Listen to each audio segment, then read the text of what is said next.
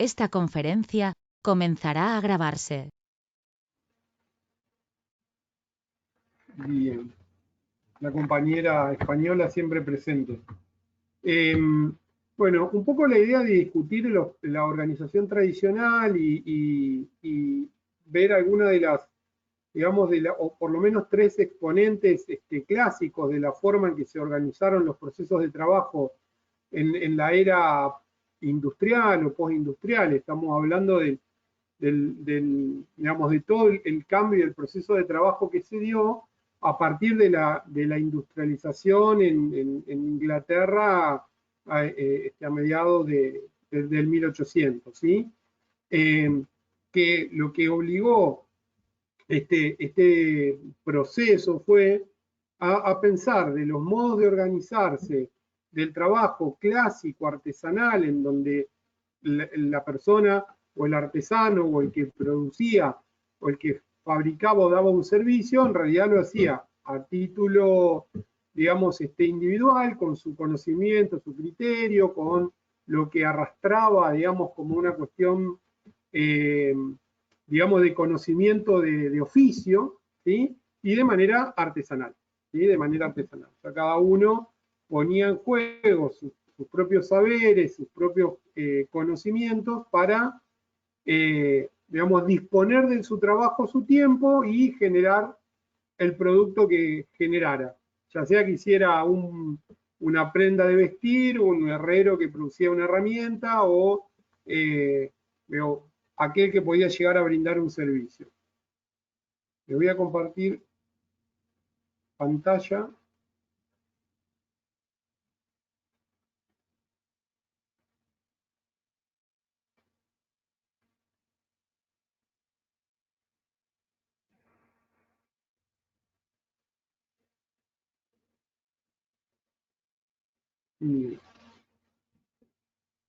Bueno, como siempre decimos, la idea es que en la medida que ustedes vayan viendo, vayamos avanzando, puedan interrumpir, parar, digamos, todos los comentarios que quieran hacer, obviamente. Estoy tratando de acomodar mi pantalla. Ahí está. Bien. ¿Ven bien, no?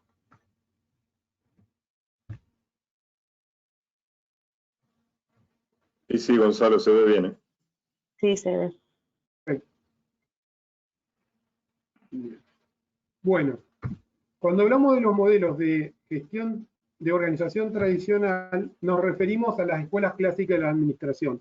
Y algunos nombres se les van a hacer conocidos, probablemente algunos los nombramos más de lo que conocemos, de lo que hicieron, digamos.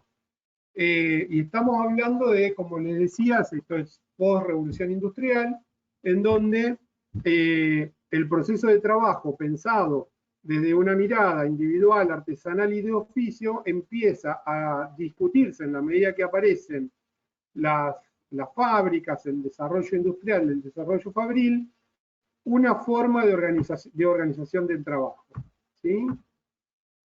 La primera que aparece es la Escuela de la Administración Científica, que la funda Taylor, ¿sí? El famoso Taylorismo, que todavía hoy, el neo-Taylorismo, estamos hablando de 120 años atrás, en muchos casos sigue vigente, incluso para muchos modelos de organización y de gerencia, como un modelo a seguir, ¿sí? ¿Qué es lo que hace el Taylorismo? Bueno, el Taylorismo aparece como la primera escuela de administración, ¿sí? Es donde la administración contemporánea, la organización del proceso de trabajo empieza a tener un tinte formal. Todos los aspectos básicos que aportaron a quienes colaboraron en esta, digamos, en este núcleo de conocimientos, se los reconoce como el primer peldaño en todos los estudios de administración en el mundo.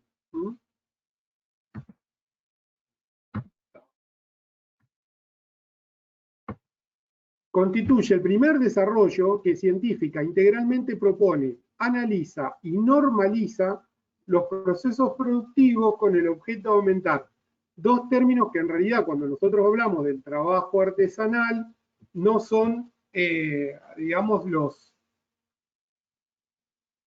el objeto fundamental del trabajo, que son la eficiencia y la productividad. Lo que empieza a pasar es esto: cuando nosotros tenemos 5, 6, 7 artesanos, en los cuales cada uno con su experiencia y su conocimiento fabrica pulóveres, vamos a poner tejidos de lana, que en realidad para las fábricas de tejido de lana, donde empiezan todos estos modelos de industrialización, cada artesano llevaba su tiempo, demoraba su tiempo en hacer el producto, alguno podía demorar una semana, otro podía demorar un mes, y cada uno tenía un producto diferente. Entonces, en realidad lo que el modelo propone es cómo empezar a racionalizar y tener una eficiencia fabril para el contexto de las industrias que empiezan digamos, a desarrollarse. Con estos dos conceptos: cómo aumentar la eficiencia, o sea, la cantidad de producto que se produce con el menor esfuerzo, el menor costo posible. Y para eso empiezan a desarrollar y empiezan a estudiar técnicas y métodos que normalizan la producción y que,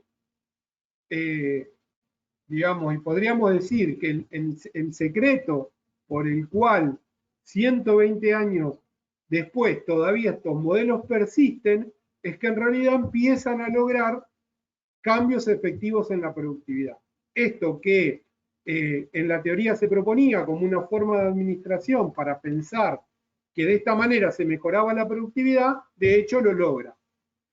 Empieza a ser esta organización muy efectiva en sus objetivos, ¿sí?, de eficiencia y productividad.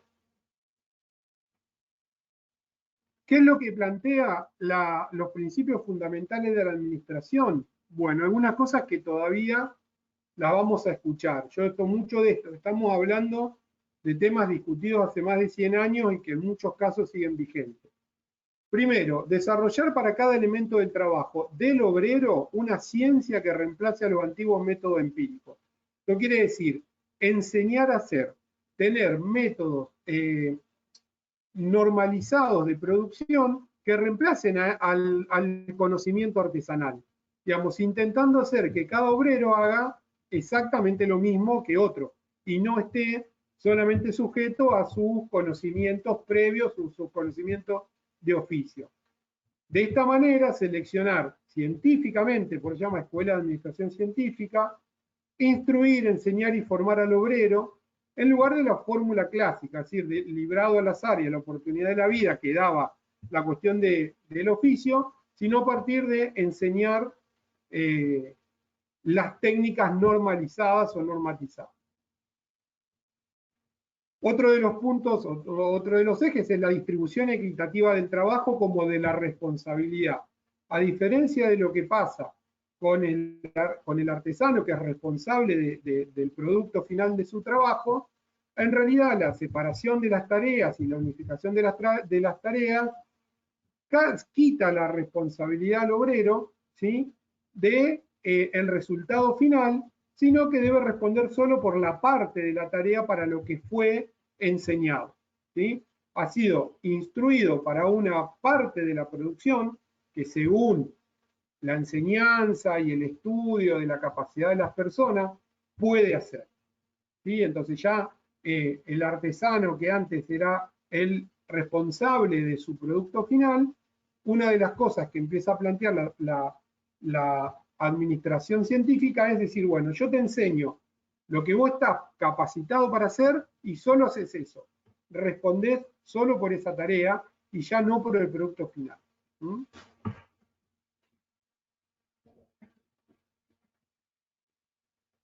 La administración científica puede resumirse no solo en estas cuestiones individuales, digamos, de formación y de enseñanza de la tarea, de la división de tareas, sino como un conjunto de actividades en las cuales se intenta reemplazar con ciencia, o sea, a través de la ciencia, la regla empírica.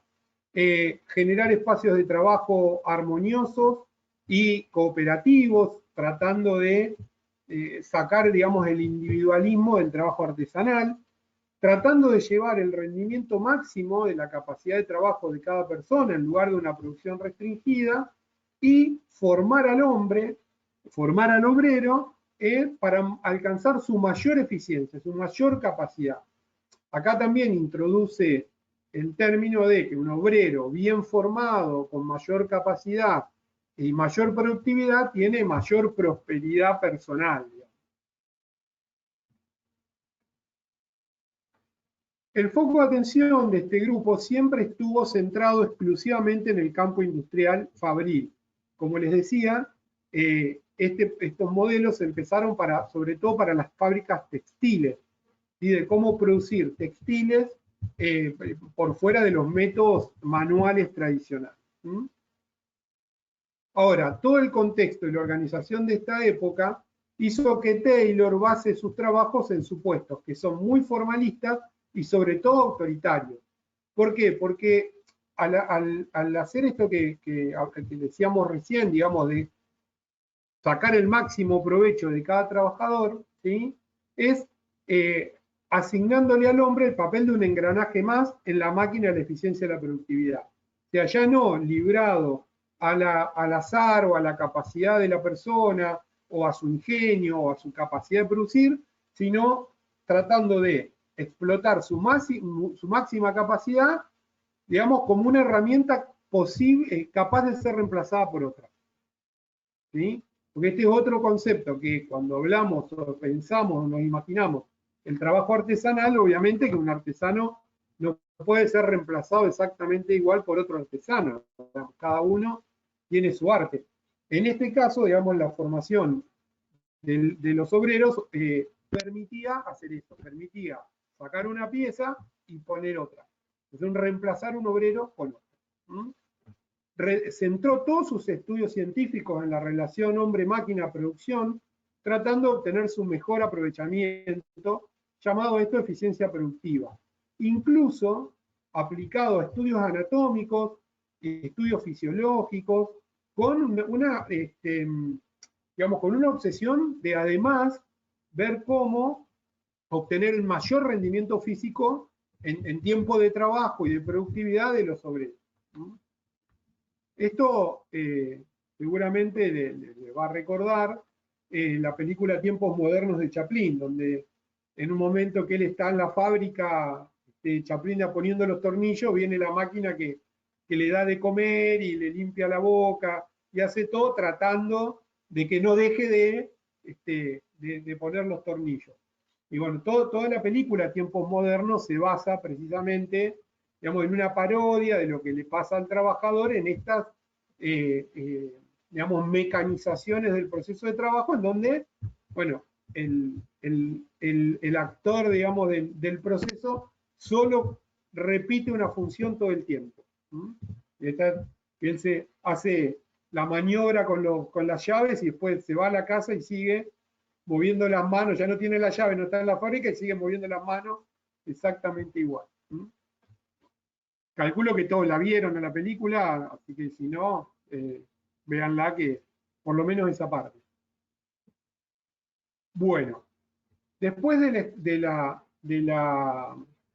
digamos, del modelo taylorista, digamos, que fue el primero que empieza con estos cambios en los procesos de trabajo, aparece otro teórico de la administración, que es Fayol. ¿Sí? Básicamente lo que cambia lo que cambia del taylorismo al fayolismo tiene que ver con el concepto de autoridad y el manejo que Fayol agrega a los sistemas de conducción. O sea, ya no solo pensar formar al obrero en su capacidad técnica, en su capacidad, en su máxima expresión, digamos, de productividad, sino empieza a discutir cómo son los procesos de dirección de ese trabajo. ¿Sí? Y su modelo básico de autoridad se soporta sobre una premisa, que la autoridad es el derecho que tiene alguien a mandar y el poder de hacerse obedecer, no solo de decir qué hay que hacer, sino que además las personas hagan lo que él dice. ¿Sí? Y estas bases, que en principio a nosotros nos parecen, son muy autoritarias y como decíamos, también del taylorismo formalistas, empiezan a pensar, digamos, empiezan a generar espacios de toma de decisiones y conducción que son claramente diferenciados de lo que proponía Taylor, ¿sí? Todos sus trabajos se desarrollan dentro de la dimensión formal y deja de lado y no las considera como importantes y es parte, digamos, podríamos decir, del error del modelo, es las variables de las personas, o sea, asume que las personas, el comportamiento humano, la conducta del obrero, del trabajador, es siempre homogénea. O sea, todo lo que, si se le dice que todos los días tiene que hacer 20 tornillos, todos los días va a hacer 20 tornillos. El individuo, en el proceso de trabajo, es una constante. Se le indica lo que debe hacer y lo hace. No hay mucha discusión con respecto a, digamos, esto que decíamos, todos los saberes, el conocimiento previo, toda la iniciativa, toda la capacidad creativa que pueda tener un obrero, en realidad es totalmente anulada por estos procesos de trabajo, ¿sí? Y una de las cosas que empieza a trabajar es el tema de la comunicación de las órdenes, o sea, de todo esto, cómo hacer para que además, en este punto que decimos que autoridad del derecho a mandar y el poder de hacerse obedecer, o sea, hacerme obedecer, cómo generar la comunicación de esas órdenes para precisamente preservar la autoridad de los que mandan, ¿sí? Y para preservar la autoridad de los que mandan, cómo a esas personas que mandan les llega la información de los distintos sectores de organización para que puedan mandar correctamente, ¿sí? Y considera dos tipos de comunicaciones. Empieza a discutir y un proceso por el cual tenemos comunicación descendente, por cuyo canal se envían las órdenes de los superiores a los subordinados, y los ascendentes, en lo cual permite que el subordinado reciba la información para el control del oportunamente ordenado, ¿sí? O sea, de qué manera la información sobre si hice o no hice asciende hacia los que me dicen qué tengo que hacer. Bueno, esto en realidad son algunos conceptos que suma a los que habíamos hablado de Taylor, en donde, bueno, habla de que el arte de gobernar obliga a prever, ¿sí? O sea, saber qué es lo que se quiere hacer a corto y a largo plazo, organizar, o sea, tener la estructura de atención en la organización para que todo lo que nos proponemos se pueda hacer, dirigir. Siempre la dirección está tomado como sinónimo de mando, o sea, la forma de conducir al personal y a la organización para que se haga lo que uno pretende hacer. La coordinación y el control. Verificar y vigilar que las operaciones que se desarrollen sean en función de las reglas y las órdenes que están admitidas. Y para esto introduce otro tema que es muy interesante, digamos, piensen que estamos hablando de procesos que se van dando en el tiempo y que van sumando, digamos, a la organización, ¿sí? Que primero era, como les decía, pensar cómo organizamos a los obreros para que trabajen todos igual, a formas de organización más complejas. Y una de las formas que proponen es la departamentalización. Empiezan las organizaciones, en la medida que las fábricas y digamos, y la producción y el número de operarios aumenta, generar la división de funciones. Las funciones técnicas, las funciones comerciales, las funciones financieras, de administración, de contabilidad, con el cual va generando áreas y grupos de mando en los cuales cada uno tiene claro cuál es el rol, cuáles son las personas a cargo y las órdenes que tienen que impartir. Entonces, como decíamos, los iniciados de estos principios de la administración incluyen la división del trabajo, porque la división del trabajo tiene por finalidad producir más y mejor con el mismo esfuerzo. Autoridad, fundamental en este modelo, el derecho de mandar y el poder de hacerse obedecer, disciplina, que es la obediencia al sistema de autoridad existente, unidad de mando. Cada persona, para la ejecución de sus funciones, solo debe recibir órdenes de un solo jefe. Ahora cuando veamos el último modelo que vamos a charlar, que es el de la burocracia o el modelo de Weber, donde esto queda mucho más claro, otra de las premisas, digamos, que suma Fayol sobre el taylorismo, es que en los niveles de conducción no puede haber más de un jefe. Siempre las órdenes las tiene que dar una sola persona, ¿sí? Hay una parte que por ahí yo me salté, no lo dije, digamos, que también es importante mencionar, que otro de los objetivos que tenía estos modelos de organización, no solo mejorar la productividad, sino también era preservar, como decían, las unidades de mando, pero hacer una clara diferencia entre los dueños de los medios de producción y los obreros, ¿sí? Digamos que en el modelo artesanal, cada artesano es dueño de su propia producción, digamos, desde el tiempo en que se sienta a hacer su producto, su artesanía, digamos, lo que produzca.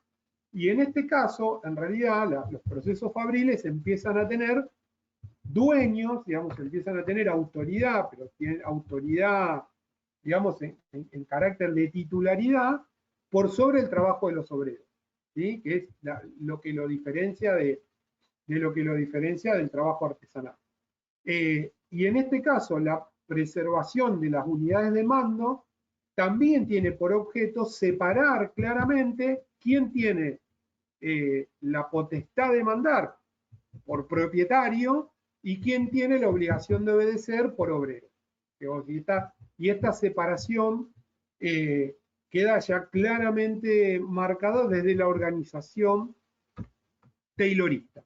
En este caso, profundiza con esta organización que les decía de autoridad, departamentalización y separación de tareas. Comunidad de dirección, lo que decíamos, debe existir un solo jefe o una sola cabeza y un solo programa para cada conjunto de actividad. Tiene que haber subordinación del interés particular al interés general. No importa lo que a cada uno le interesa, lo importante es lo que le interesa a la empresa, a la fábrica, ¿sí? Y empieza a aparecer también, como les decía, la cuestión de la remuneración o los criterios de remuneración del personal. Y cómo se empieza ya a partir de estas organizaciones a pensar el salario en función de la tarea. Y obviamente, bueno, como decíamos siempre en las decisiones, una fuerte centralización. Aparece, a partir de la construcción de la jerarquía, la organización piramidal, ¿sí? Es la pirámide construida, el dibujito clásico de los jefes de la autoridad superior a la base, en lo que ellos consideran los agentes de menor nivel, ¿sí? En la departamentalización empiezan a aparecer los jefes, como decíamos, de sectores, o los jefes de áreas, o los jefes de una determinada función, que responden a un jefe superior, pero que además tienen obreros por debajo.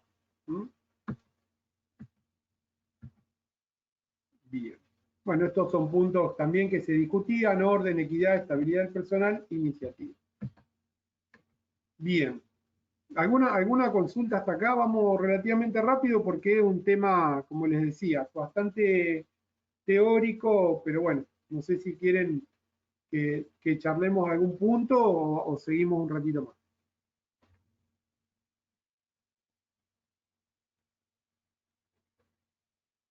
Seguimos un poco más.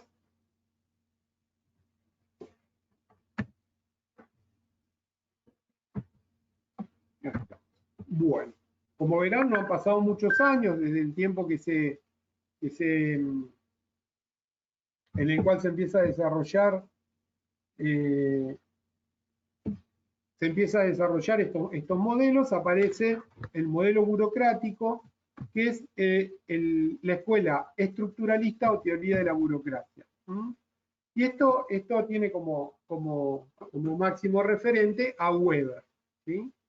La administración, como la charlamos hasta recién, empieza a recibir de las ciencias sociales los modelos de control social, ¿sí?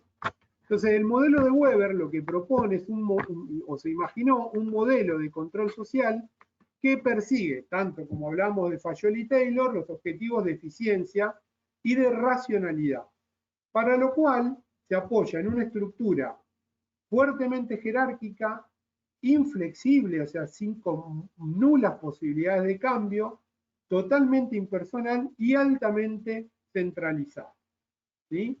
El modelo de la burocracia representa la mayor posibilidad de lograr eficiencia administrativa en cualquier sistema económico. Sin la precisión de la burocracia y su nivel de disciplina, estabilidad, funcionalidad, resultaría imposible ejercer con eficiencia el control de las organizaciones complejas y altamente tecnificadas. Bueno, esto es lo que proponía Weber, no es que lo estemos diciendo nosotros, ¿sí?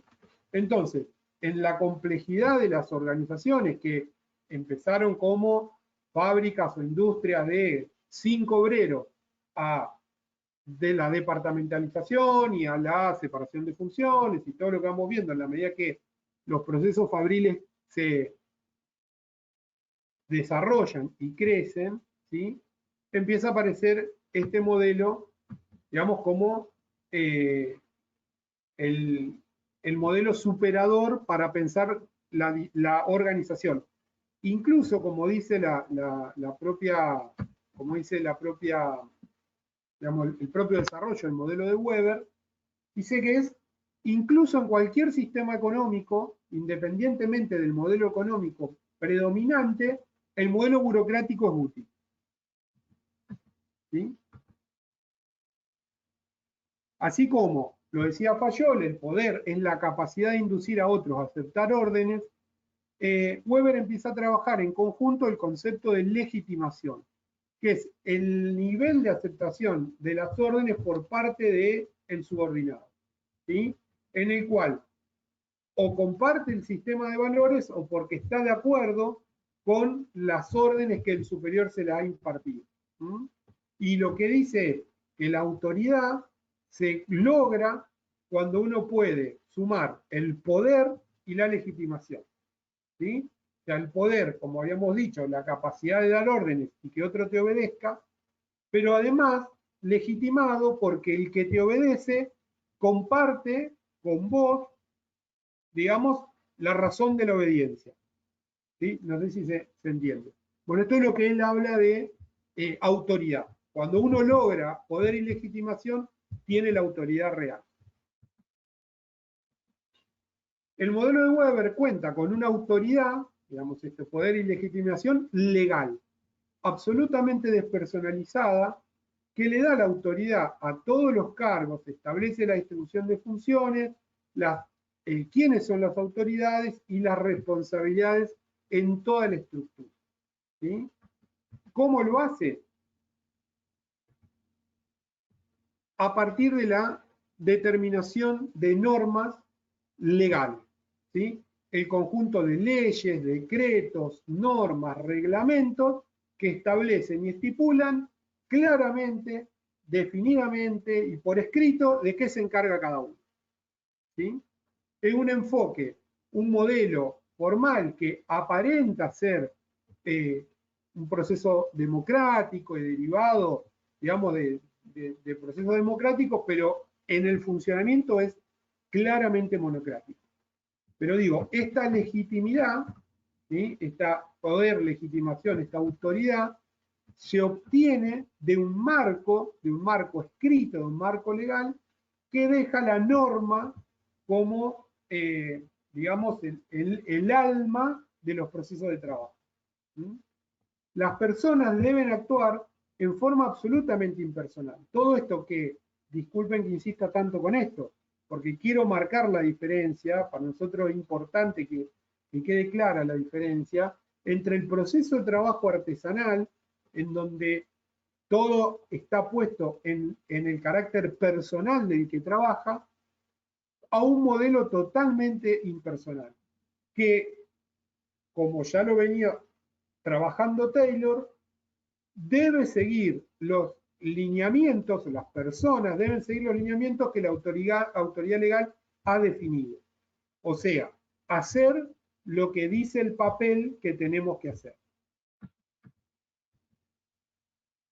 Existen los cargos creados por la autoridad legal, quienes establecen las normas, son ocupados por funcionarios y por agentes. En general se consideran funcionarios todos los que tienen rango de autoridad o ocupan cargos de estatus o altos en la estructura piramidal. Y los cargos con estatus operativo son ocupados o denominados por agentes u obreros. ¿Sí? Algunas cosas, que aunque tengan más de 100 años, ustedes verán, después lo charlaremos, que siguen vigentes. ¿Sí? Hay algunas cosas que las estamos charlando como si estuviéramos hablando, hizo un poco el tema de la discusión, de organizaciones actuales. ¿Sí? Existe una delimitación clara y expresa de los cargos, con las funciones que debe desarrollar, con el nivel de autoridad con el que cuenta, o sea, sobre quién manda y hasta cuánto lo puede mandar, identificándose además los puestos, las cantidades y el tipo de relaciones funcionales. ¿Mm? Al mismo tiempo, indica de quién o quiénes depende cada cargo, qué tipo de dependencia y características existen en estas relaciones entre las personas, entre los jefes, entre el funcionario y el obrero, entre el funcionario y el agente, y de esta manera se va constituyendo, se va construyendo la estructura de la organización. La famosa palabra de el proceso de estructuración o la estructura organizacional. ¿Mm? Los cargos están dispuestos en un orden jerárquico que unen a todo entre sí, pero con el objeto de lograr una operación eficiente. El objeto original de aumentar la eficiencia, de aumentar la productividad y de mantener las escalas de autoridad protegidas, digamos, están totalmente cumplidas con estos modelos de organización. ¿Mm? Además, la organización también está arreglado no solo por la autoridad legal que dice de qué se encarga cada uno, sino también por los procedimientos y normas escritas que indican cómo debe ser cada cosa. ¿Mm? Como esto además tiene un marco legal, nadie puede ir en contra de eso y operar en forma distinta. O sea, además, ya la tarea del operario, la tarea está normatizada de tal manera que no existe la posibilidad, por eso son organizaciones tan inflexibles, que un operario pueda cambiar algo de su propio proceso de trabajo. ¿No? Ahora, si pasara que algún funcionario, algún agente considera que alguna norma o alguna de sus funciones no es adecuada, no puede modificarla por su cuenta, como decíamos, pero puede, a través del canal, como decíamos, de comunicación ascendente, formular una sugerencia de cambio o modificación, transmitida a su jefe de sector, el jefe de sector al jefe del departamento, el jefe del departamento al supervisor, el supervisor al gerente y el gerente a quien sea, para ver si esa modificación, ese cambio es posible.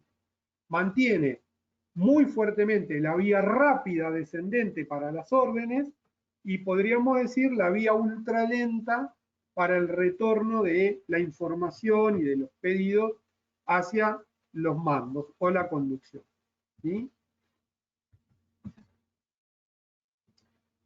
Es tan sólido el concepto de control que nadie puede cambiar nada, si no es aprobado previamente por la autoridad legal, revisado profundamente por una unidad que analizará si los cambios no afectan el nivel de control. Porque esto es lo importante. La protección, digamos, como decíamos, de los dueños de los medios de producción o de la autoridad, y estos niveles de control tienen que ver precisamente con que estos cambios o esta autonomía del trabajador en los procesos de decisión de su propio trabajo no afecten o no pongan en jaque o no pongan en discusión precisamente esa cadena de mando. Entonces, lo primero que se analiza es si estos cambios que se pretenden no afectan el nivel de control. O sea, preservan la estructura. Y esto es lo que decíamos recién, el presidente controla los directores que dependen de él, cada director controla a los gerentes, quienes dependen de ellos, a su vez mandan a los jefes de división y así hasta los últimos niveles de estructura donde se hallan los agentes operarios. Dependiendo precisamente del tamaño de la empresa, de la organización, la cantidad de estamentos, áreas o sectores que tiene la división de las tareas. Y acá les muestro, esta es la anteúltima, un gráfico, que es un gráfico, vuelvo a insistir, puesto por Weber hace 100 años, ¿sí? En los cuales tenemos esto que decíamos recién, la organización, ¿sí? La autoridad legal que impone los cargos, las reglas, las normas, esto que está acá, ustedes no sé si lo ven ahí, las reglas, las normas, los decretos, las leyes, las ordenanzas, ¿sí? Que son las que genera la autoridad legal a la organización. Donde además cada uno tiene, el gerente, por ejemplo, funciones, autoridad de cada cargo, responsabilidad de cada cargo, procedimientos permitidos en cada cargo, que es claramente descrito qué es lo que se le permite hacer. Otra forma de graficarlo, que también me parece interesante, tal vez un poco más claro, es esta.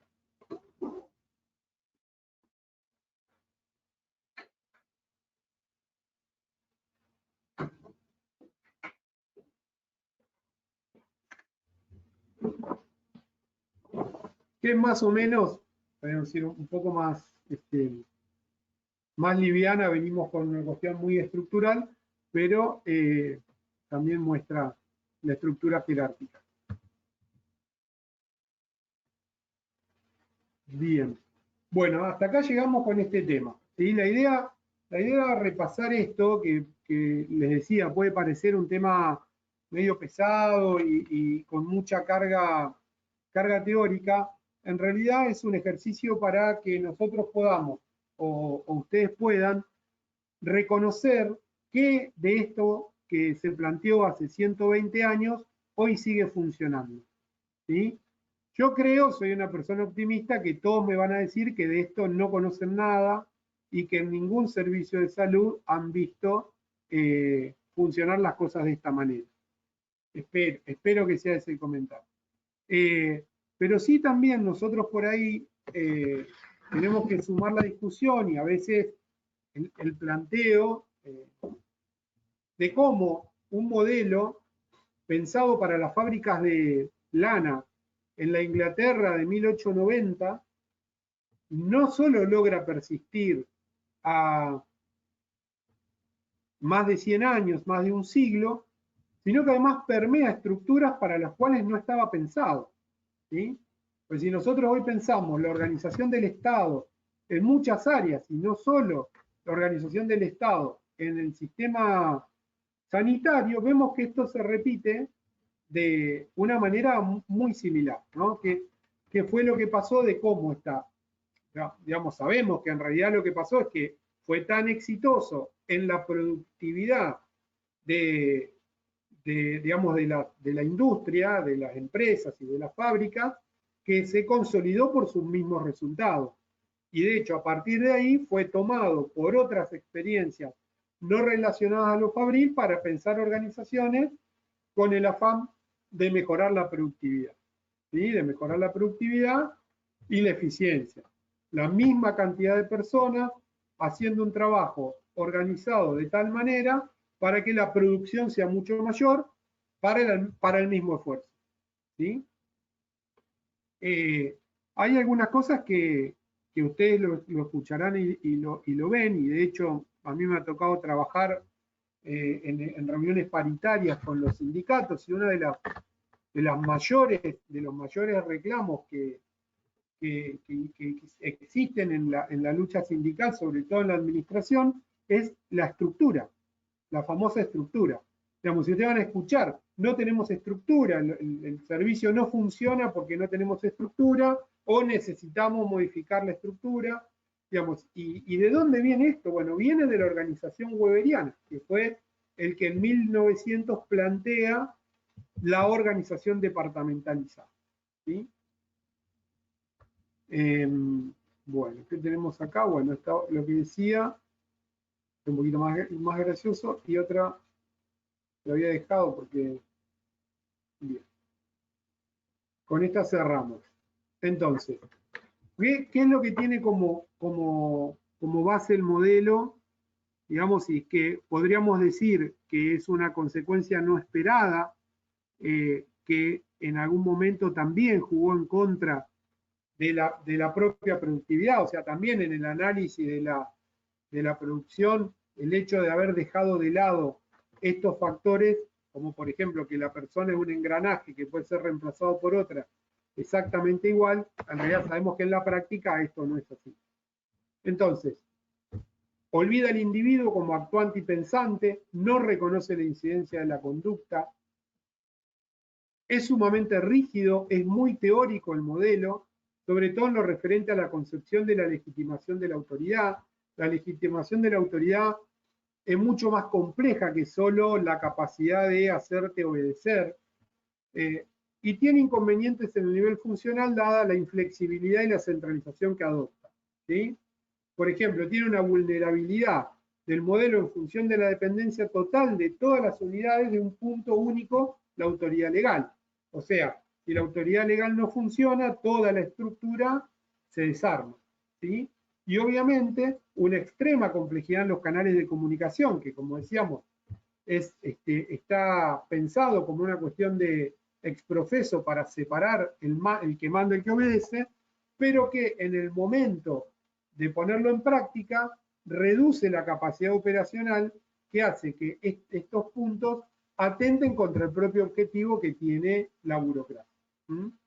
Bueno, yo creo que, y hacia donde más queremos apuntar nosotros, es hacia este modelo de organización que deja de lado la capacidad individual de las personas como sujetos, como actores en la organización y en las decisiones de su propio trabajo.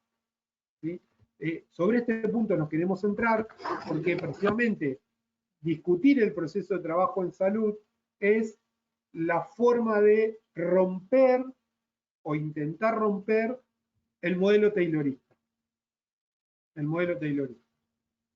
Con, obviamente, las limitaciones que se puedan generar a partir de un modelo tan enraizado en el cual nosotros tenemos en nuestra estructura sanitaria desde hace 70 años, 80 años. Otra fotito muy interesante, que esto es de un negocio de Colombia.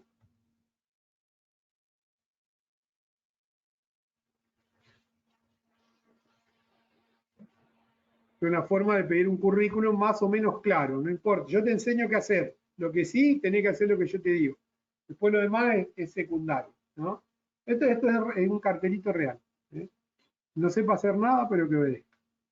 Bueno, abrimos la discusión. André, ¿algún aporte?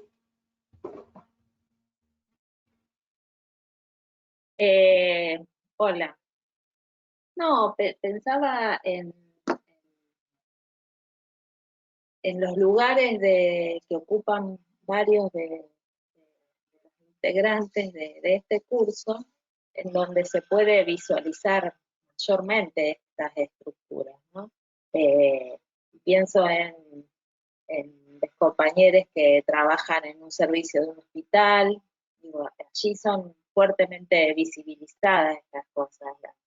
La compañera que trabaja, creo que en el Poder Judicial, hay un compañero que trabaja en la universidad, digo, voy nombrando diferentes tipos de instituciones en donde salud interviene, eh, que no escapa a este modelo, que lo otro que pensaba también es cómo, qué difícil que es en la gestión cuando se intenta adscribir o pensar otro tipo de modelo.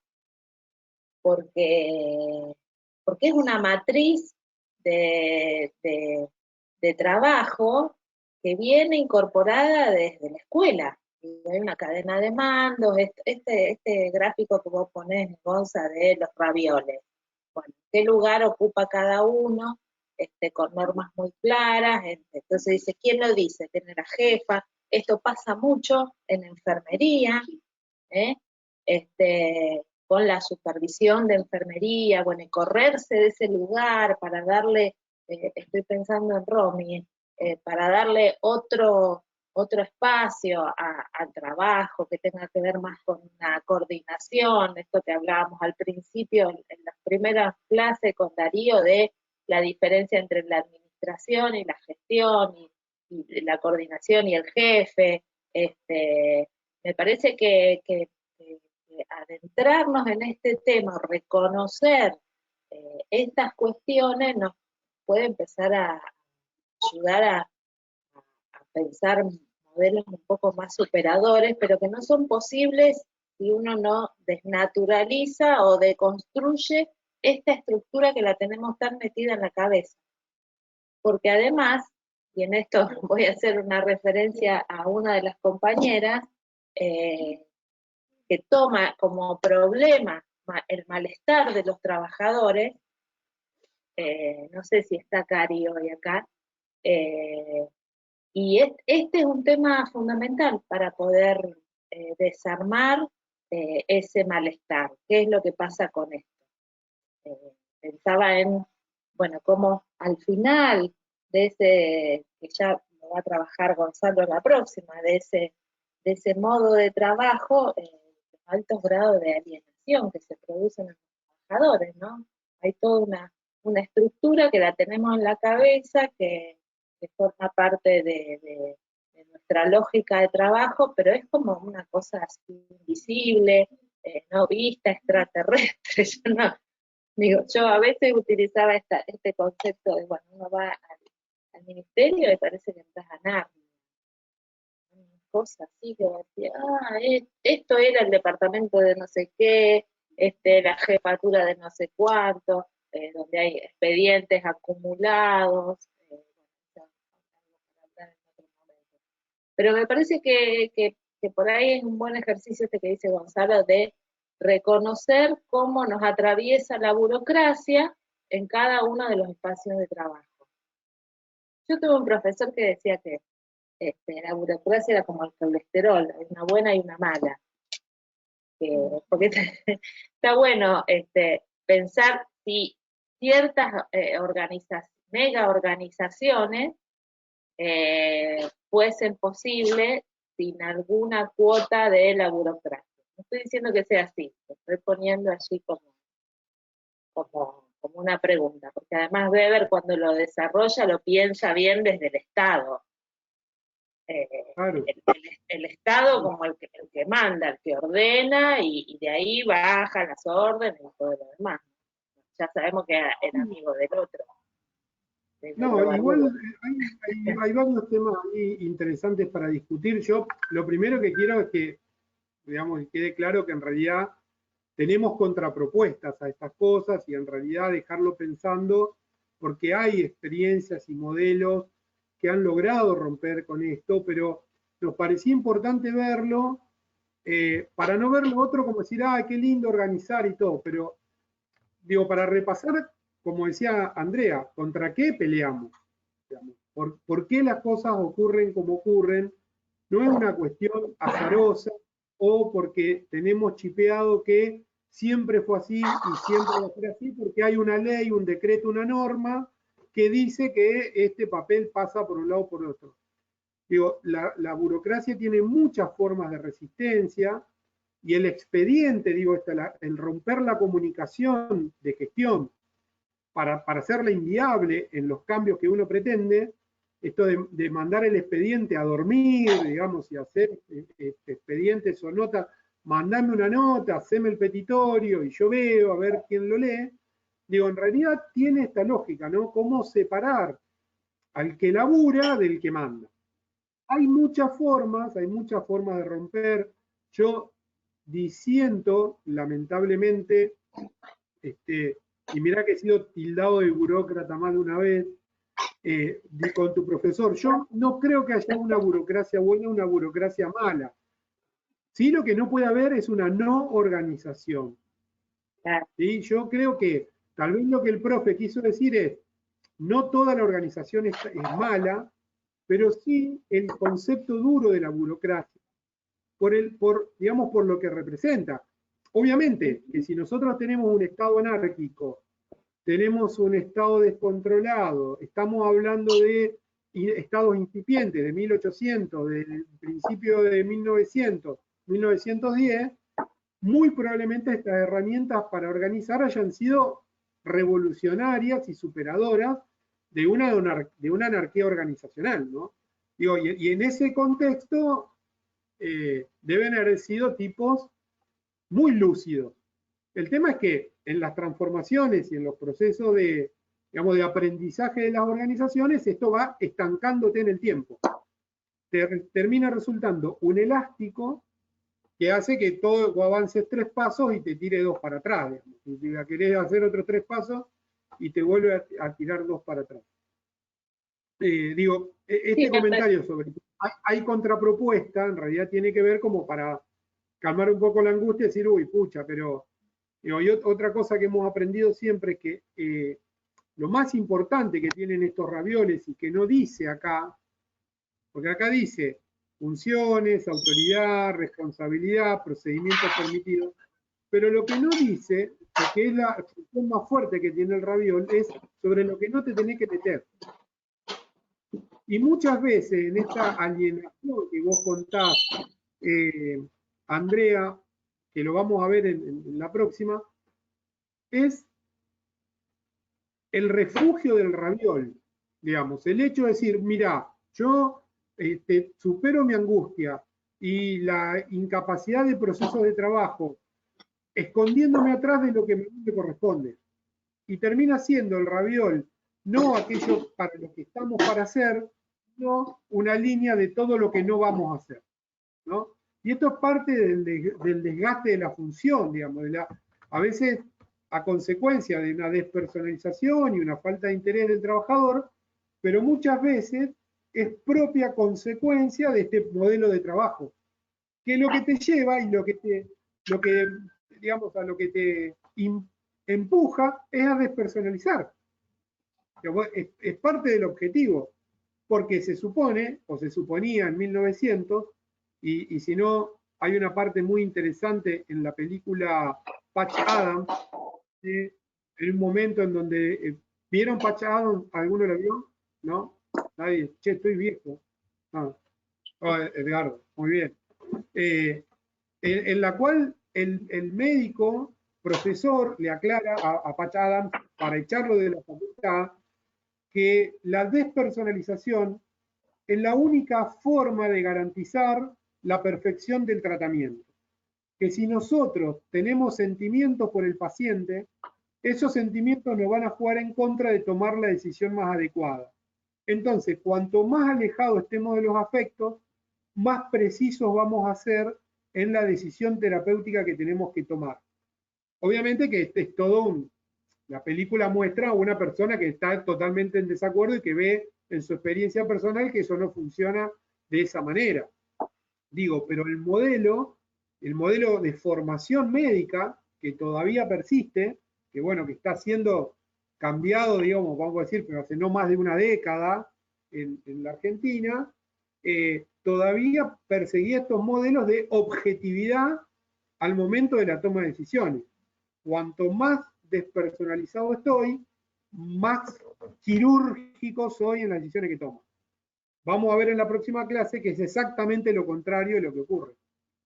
¿Sí? La despersonalización es la que nos lleva a cometer la mayor cantidad de errores en la práctica profesional. Digo, ¿no? Pero bueno, este modelo de la década del 30, la década del 40, era el modelo predominante, ¿no? El modelo predominante.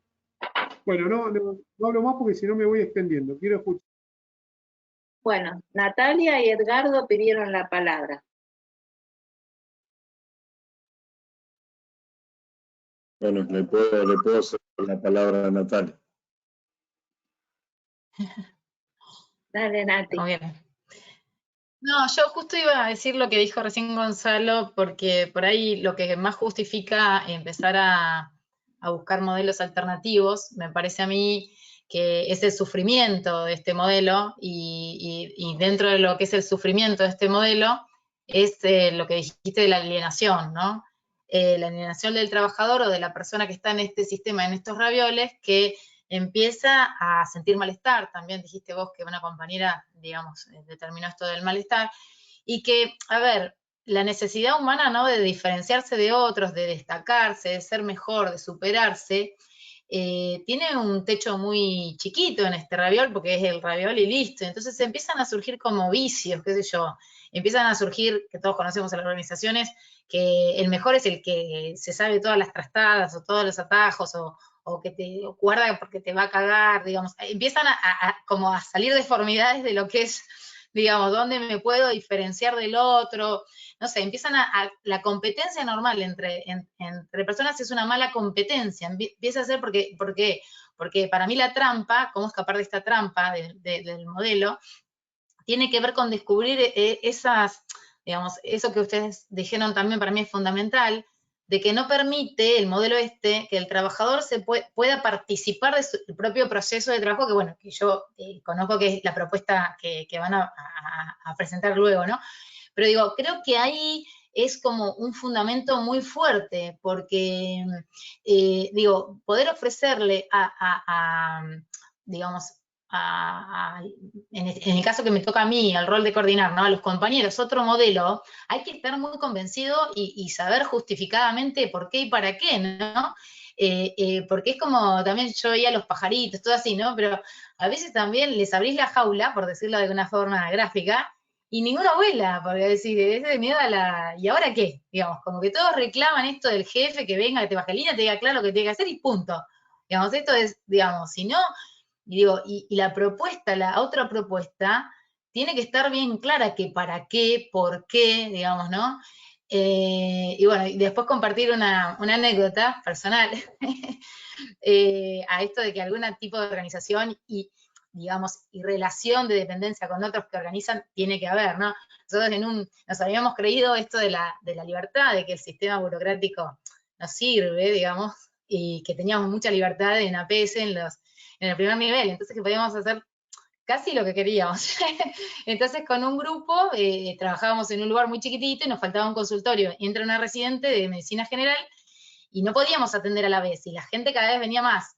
Entonces le pedimos al cura donde estábamos si podíamos habilitar el baño como consultorio. Y nos dijo que sí, fuimos a la delegación, conseguimos la pintura, y ya estaba todo, estaban los de la delegación, nos hicieron, digamos, el consultorio, teníamos todo, y nunca le habíamos avisado al coordinador del área. O sea, eso es el extremo de la libertad, que bueno, tampoco tanto, porque, o sea, se enojó un poco nuestra jefa, porque no le avisamos que estábamos rompiendo un baño para hacer un consultorio más, digamos.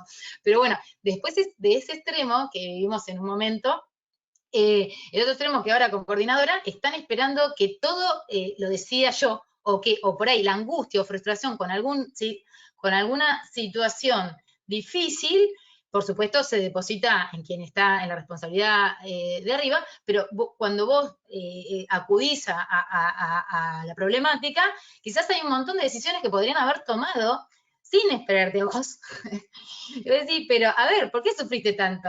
¿Entendés? Bueno, no hiciste esto, aquello. Y pero, viste, vos no nos dijiste, no pasaste. Vos decís, bueno, esto es una cuestión, digamos, en ese proceso de transicional hay que tener muy claro, y me parece a mí que lo que más justifica el modelo tiene que ver con el sufrimiento, digamos, ¿no? Pero bueno, ya.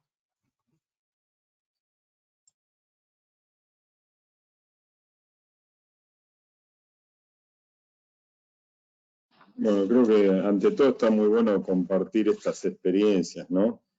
Y a mí me parece que muchas veces tiene que ver con cómo llegamos a esos lugares, cómo llegamos, por qué, y qué es lo que pretendemos de ese lugar de poder, de hacer, de legitimación del cargo, de la función que tengamos. Y hay tantas variables que tienen que ver con el conocimiento, con la acción, con con el compromiso, con la militancia, como nos puede pasar en cualquier otro lugar, ¿no? Entonces, en algún momento o en alguna situación, nos ponemos nosotros mismos, bueno, tendrá que ver el contexto y tendrá que ver la individualidad nuestra o de los equipos, ¿no? Entonces, en alguna oportunidad también nos resulta cómodo que haya ciertas normativas, ciertas reglas, y entonces nos ponemos ahí en un lugar muy cómodo y no generamos, no gestionamos, no somos creativos, digamos. Creo que nos puede pasar, ¿no? Y tiene que ver mucho también con qué significa el trabajo, ¿no? Para algunas personas puede ser una cuestión meramente económica, donde yo quizás busco, no sé, cierto bienestar económico. En otra situación quizás sea mi vida, donde yo establezco relaciones sociales y no tengo una vida social. Entonces me parece que hay tantas variables y obviamente siempre lo mismo. Acá creo que, no sé si, bueno, Gonzalo hablaba de la gestión, de la administración, si somos sujetos, si somos objetos, y cómo la organización, el contexto nos ubica en esa situación o cómo nos ubicamos nosotros también. Sí, Edgardo, clarísimo. La cuestión, digo, me parece la cuestión de lo que vos decías en los espacios de conducción, es cómo poder, porque digo, si vamos a lo rígido del modelo, lo rígido del modelo es precisamente una persona que en forma individual, sin contacto con otros, toma decisiones totalmente en soledad sobre cómo debe ser el trabajo de los demás, ¿no? Y imparte una orden en función de su criterio individual, no discutido o sin permitir la discusión. Una de las primeras cosas que, digamos, que entran en juego, que nosotros vemos claramente que esto, digo, tiene un montón de ejemplos, el proceso de democratización del proceso de toma de decisiones es precisamente empezar a pensar espacios donde el trabajo de otros se habla con ese otro que después cumple la tarea, ¿no? Esto de, yo no le digo al jefe de terapia, o decir, a ver, yo no le digo al jefe de terapia cómo se intuba al paciente, pero me puedo sentar con los médicos terapistas a discutir cómo se dan los informes a los familiares, porque, bueno, soy director del hospital y me interesa que los familiares estén representados y que haya alguien del servicio de salud mental trabajando con la terapia. Entonces, o puedo escribir una nota que diga, señor psicólogo, vaya una vez por semana a la terapia, o puedo pensar espacios democratizantes, digamos que tal vez no van a romper toda la estructura, pero sí van a imponer una lógica de pensamiento distinto de aquel que además, siendo, vamos a poner un ejemplo, un médico de guardia de los sábados, poder hablar con el director de hospital y decirle, che, mira, los sábados tengo un problema porque a la tarde no limpia nadie. Y que, digamos, vías de comunicación flexibles, procesos de comunicación, digamos, de cierta manera democratizados, y tal vez no van a romper toda la estructura, pero van a cortar estas líneas de punto, digamos, estas líneas de punto las van a hacer más circulares. Tal vez estas estructuras que hoy están pensadas como cuadros rígidos puedan pensarse como un gestograma, digamos, como girar, digamos, el juego entre aquellos que están involucrados en la toma de decisiones. Obviamente que es difícil. Volviendo al ejemplo que dio la compañera, una vez estábamos en una reunión de subregión con Darío, nosotros habíamos tomado la coordinación de subregión, entonces armamos un espacio de trabajo, ¿no? La coordinación de subregión, que después vamos a hablar más en teoría de qué se trata, y convocamos a todos los trabajadores de un centro de salud a ver qué problema y cómo pensaban ellos el proceso de trabajo, a discutir. En un momento salgo y veo que hay dos enfermeras del centro de salud, de un centro de salud, al costado que no me ven. Cuando salgo escucho que una le dice a la otra, che, al final estos pelotudos no saben nada, nos vienen a preguntar a nosotros lo que hay que hacer. ¿A quién pusieron? La verdad que me encantó, me cagué de risa, digo, la lógica era un jefe que te venga a decir qué hacer. Si vos no sabés qué es lo que tengo que hacer, no me pregunté a mí, andá a agarrar un libro. Digo, Este fue el comentario de la enfermera, en la cual digo, bueno, tendremos que replantearnos, tal vez estamos, que es lo que nosotros veíamos, tal vez con el ímpetu de abrir el juego, no dejamos muy claras las reglas, y quedó en el ambiente como que cualquiera puede decir qué hacer, cuando en realidad el espacio era generar toma de decisiones en conjunto, ¿no? Digo, también hay herramientas para que estos espacios se validen, se legitimen, pero digo, a veces no hay que pensar solo en el golpe de Estado del director del hospital, o nosotros pensar que asumir una responsabilidad de dirección de hospital es burocratizarnos. Al contrario, yo creo que hoy un director de hospital con una capacidad de gestión puede transformar una institución sin tocar un solo raviol, hacerla totalmente democrática, abierta y con capacidad de diálogo con otras instituciones, con la comunidad y al interior de los servicios. Sí, yo quiero, Antonella está con problema del micrófono, entonces escribió en el chat y algo interesante respecto de la legitimación, y no es una cosa menor. ¿Cómo se llega? ¿Cuál es el camino de un proceso de legitimación? La legalización o la legalidad te la da el papel que te dio no sé quién, que dice que vos sos la jefa del servicio, del centro de salud, de no sé qué. De ahí a legitimarse con compañeros es otra cosa. Requiere más de esto que, bueno, charlábamos de la democratización del poder, pero de modo explícito. ¿Qué quiero decir con esto? Como dijo Gonzalo, para que no nos pongamos en angustia,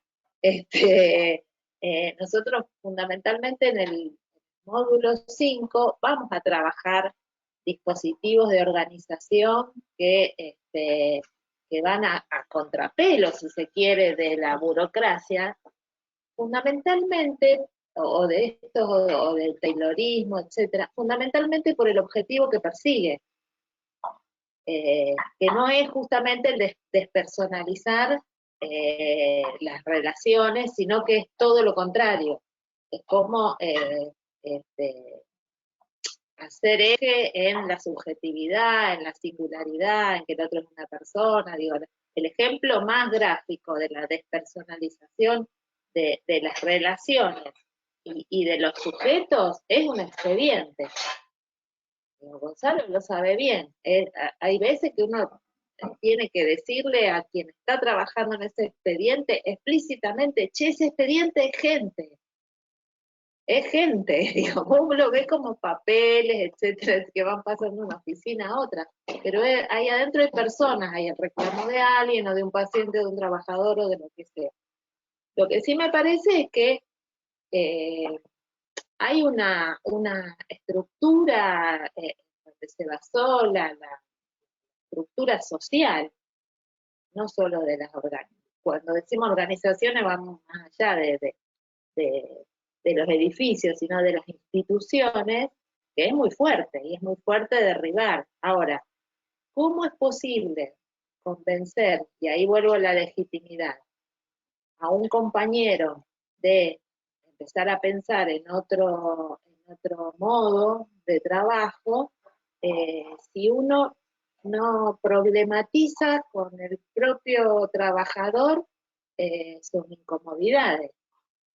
O digo, diciendo solamente, bueno, ahora no vamos a trabajar más, y ahora vamos a trabajar democráticamente. Y no desarmar. Ahí está, me parece, la potencia de adentrarnos un poquito en estas teorías de la administración. Y no desarmar el proceso de trabajo en el que estamos inmersos, me parece que le quita argumento al cambio. ¿Por qué cambiar? ¿Por qué si así estamos cómodos? ¿Por qué si esto que decía Natalia, bueno, hay uno que empieza a hacer trampa? Capaz que el que hace trampa es el más saludable, Nati. Porque encuentra el modo de desacomodarse un cachito de esa estructura tan rígida. Y el otro, para no enfermarse, se adapta como mecanismo de autodefensa. Entonces, ahí es donde hay que meterse y adentrarse para desarmar esa trama si uno quiere crear otra trama, otro modo de trama. Porque si no me parece que no es ni más ni menos que el proceso de elucidación de las prácticas. Si a alguno le interesa, en algún momento, así que está muy desocupado, Castoriadis habla de esto y es maravilloso, porque uno se encuentra reconocido todo lo que va describiendo respecto de la alienación y la elucidación, que es fantástico, esas cosas que uno encuentra en otro que lo dice, lo que uno siente. La verdad que es una experiencia interesante. Pero, bueno, ver cómo, me parece que no es nada más que un argumento de por qué ver esto y no ir directamente a pensar los nuevos dispositivos. Porque es imposible de implicarse, imposible de que el otro, de ese convencimiento, imposible de seducir a otro, si uno no intenta decir, bueno, esto tiene estas incomodidades, blanquémosla, digámosla, pongámosla sobre la mesa. Ana había pedido la palabra. Ana Trabatoni. Ahí estamos. Hola, buenas noches. No, estaba pensando un poco con esto que planteaban, que es muy difícil, digamos, pensar en una organización sin esta estructura de los ravioles, porque estamos acostumbrados a esta forma de trabajo. Sin embargo, lo de la democratización del poder es interesante, y lo que hablábamos en otros encuentros de las decisiones compartidas, después en grupos de trabajo, democratizar el poder y poder plantear, decidir en conjunto. Creo que, por lo menos donde yo estoy trabajando, hoy se está buscando modificar un poco esta estructura de poder dentro de las organizaciones de salud. Tal vez con las nuevas generaciones, pero hay, por lo menos en mi poca experiencia, yo estuve coordinando la residencia, a veces es difícil con la falta de experiencia manejar esto, porque uno intenta esto de las decisiones compartidas, democratizar el poder, pero por ahí se nos ha complejizado cuando se quiere participar en todas las decisiones, o se toman decisiones con un grupo de trabajo en otra estructura de gestión y se cree que hay que involucrar a todo el personal para tomar la decisión. No sé si me explico. Que a veces hay decisiones que hay que tomarlas en cierto grupo de trabajo y en otros, porque corresponden, y es muy difícil poner ese límite. Me ha pasado con el equipo de residentes, que por ahí en un momento querían participar en muchas decisiones que tenían que ver con la gestión, digamos, de director, de jefes de servicio, pero bueno, también tiene que ver con mi inexperiencia por ahí en qué decisiones hacer partícipe y en cuáles no.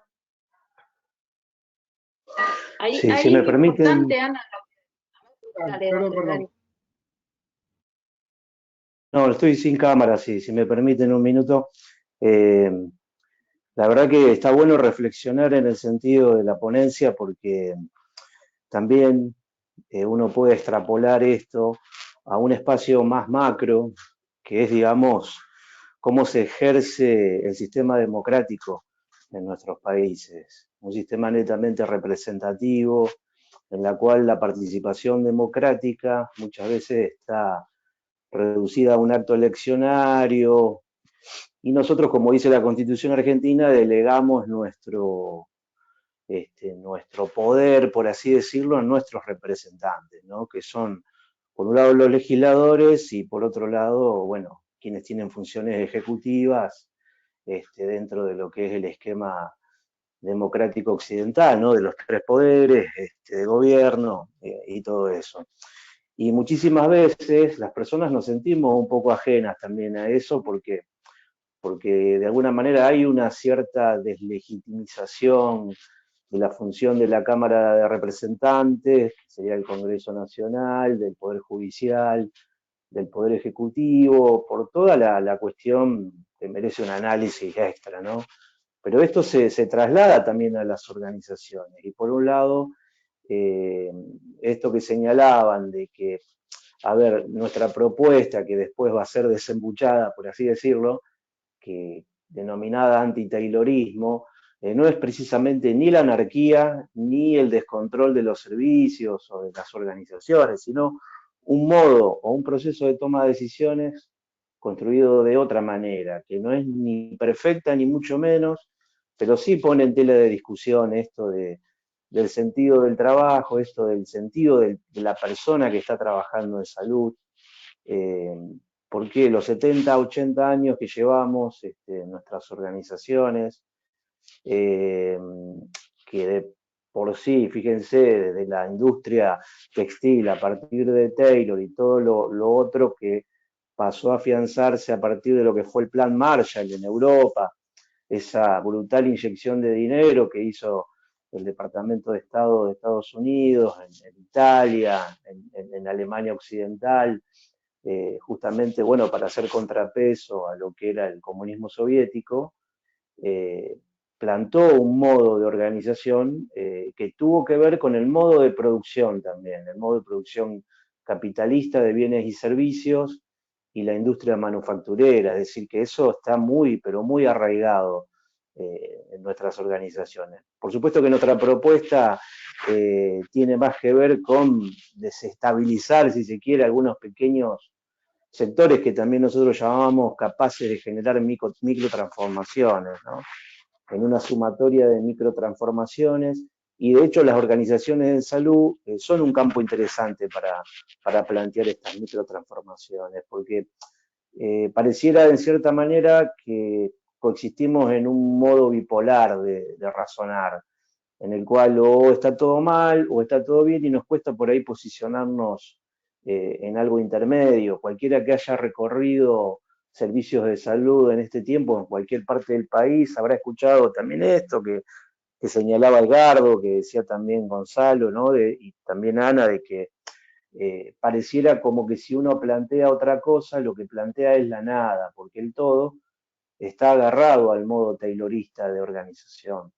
Esto de la administración como una fortaleza, como que nos hace más seguros, porque claro, ha sido una construcción tan fuerte de nuestras organizaciones que no es sencillo modificarlo. Bueno, de alguna manera, como categoría de advertencia de este curso, nadie de nosotros está prometiendo un jardín de rosas a nadie. O sea, esto es una cuestión que tiene que ver mucho con lo artesanal, que genera mucho desgaste para aquellas personas que lo quieran transitar, poner en práctica, que muchas veces es comerse sapos, como por ahí dicen, remar en el dulce de leche, pero de la variante repostera, no del común, y un montón de cuestiones que van de la mano, ¿no? Y si uno por ahí focaliza en qué aspectos donde se puede ver con mayor fuerza el arraigamiento del sistema taylorista, yo, como también ejemplificaron, pondría en primer lugar a los departamentos de enfermería,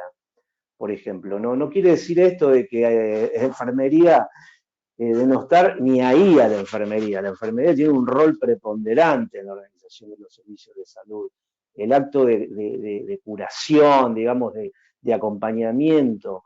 Pero fíjense que los departamentos de enfermería y los laboratorios de análisis clínicos, y yo diría en tercer lugar o casi al mismo nivel, la organización de servicios en esa lógica militar, de lo que es el jefe de servicio, el pabellón, toda esa cosa que bueno, que viene de la terminología de la guerra, porque la medicina particularmente y la enfermería han hecho un avance trascendental a partir de lo que fue la guerra franco-prusiana de finales del siglo XIX. Pero fíjense que también en ese momento se produce algo muy interesante, que es la experiencia de Florence Nightingale, que después seguro lo vamos a comentar, en lo que fue un pensamiento en la organización de los servicios de salud, o mejor dicho en ese caso, de curación de las heridas de guerra, mediante una priorización de problemas, ¿no? El problema, según el tipo de problema, o si se quiere la gravedad del problema, tenía la posibilidad de un espacio diferente, con una capacidad diferente, y no en este fraccionamiento por órganos que llevó adelante básicamente en el desarrollo del siglo XX el modelo flexneriano, el modelo pedagógico flexneriano que organizó las facultades de medicina en Estados Unidos básicamente, y que después fue rápidamente transferido a las escuelas de enfermería, a las escuelas de odontología, es decir, a las escuelas, inclusive hasta escuelas vinculadas a la salud mental.